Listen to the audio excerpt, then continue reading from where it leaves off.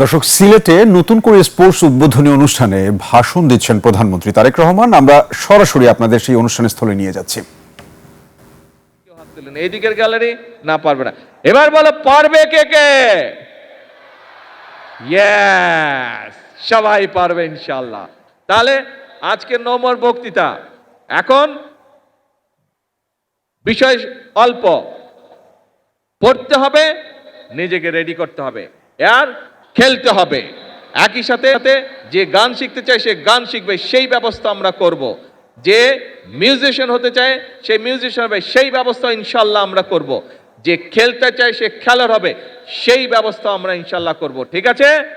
এই তোমাদের সাথে আমার কন্ট্রাক্ট।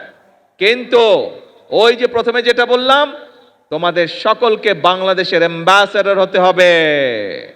অ্যাম্বাসেডর হতে হবে, হবে তো? ইয়েস। তাহলে আজকে আমার কথা শেষ। আকাশ খারাপ, বাড়ি যেতে হবে সবাইকে, ভিজা চলবে না, ভিজলে আবার জ্বর আসবে, আম্মু বকা দিবে কিন্তু। ঠিক আছে? ভেজা যাবে না। আমরা অনুষ্ঠান শেষ করে দিব তাড়াতাড়ি, সোজা সুন্দর বাড়িতে যেতে হবে। ঠিক আছে? আর আজকে থেকে সকলকে প্রতিজ্ঞা নিতে হবে যে এই বাংলাদেশ তোমার, এই বাংলাদেশকে গড়ে তুমি, এই বাংলাদেশকে বিশ্বের বুকে পরিচিত করাবে তুমি, তুমি আর তুমি। আল্লাহ হাফেজ। বাংলাদেশ জিন্দাবাদ।